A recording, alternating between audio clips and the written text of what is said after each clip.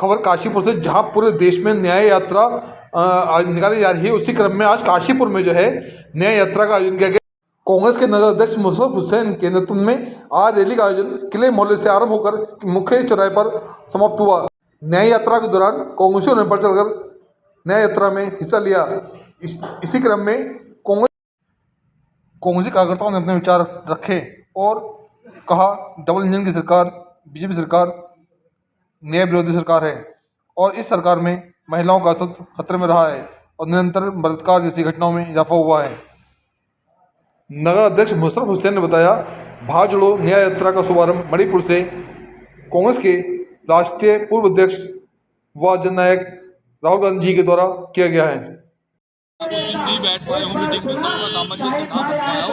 अब आने वाले समय में हम सब साथ बैठकर आगे से ये चीजें देखने को पूरी कांग्रेस एकजुट है, कहीं कोई गुटबंदी नहीं है।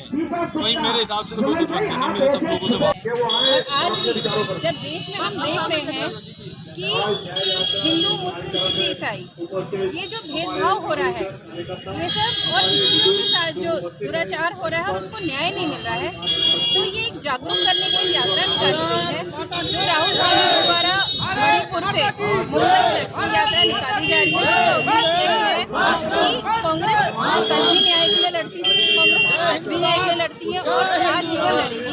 जहाँ हमें लगेगा गलत आप भारत माता के नारे लगाते हैं, लेकिन अगर घर की बेटी सुरक्षित नहीं है, उसकी आंखों में आंसू है, तो फिर ये नारा का कोई मतलब नहीं रह जाता। चाहे आप देखिए मणिपुर में जो महिलाओं के साथ दुर्व्यवहार हुआ, निवस्त्र होकर उन्हें घुमाया गया, उनके साथ गलत व्यवहार किया गया।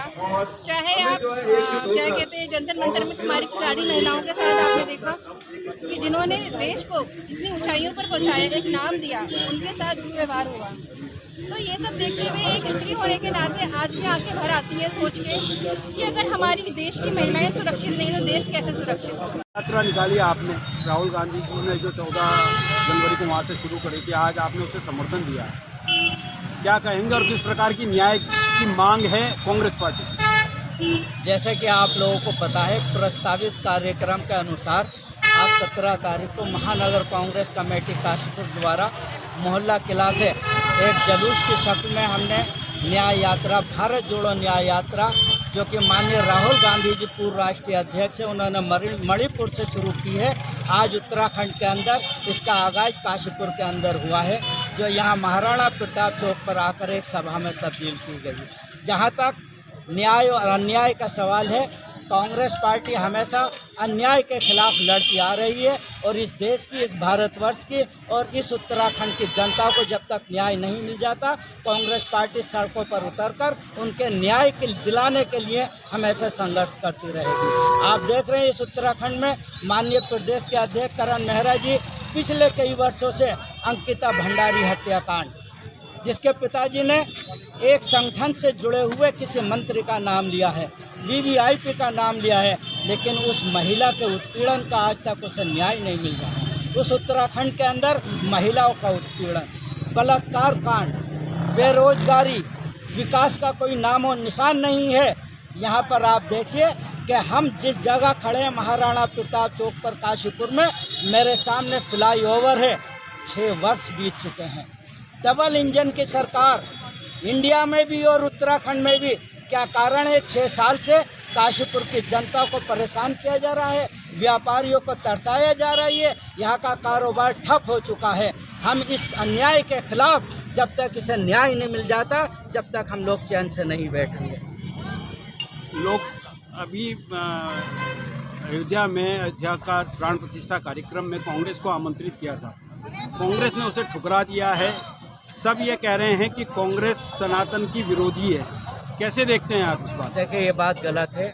भगवान राम सबके हैं, मैं तो कहता हूँ उनको मुसलमानों के भी हैं, हिंदू के भी हैं, सिख के भी हैं, ईसाई के भी हैं, लेकिन हमारे हाई कमान ने उस निमंत्रण को ठुकराया नहीं है, बल्कि ये संदेश दिया है। आप देखिए, जो इस हिंदुस्तान के 4 बड़े बड़े शंकराचार्य हैं, उन्होंने इसको बिल्कुल अमान्य घोषित कर दिया गया है।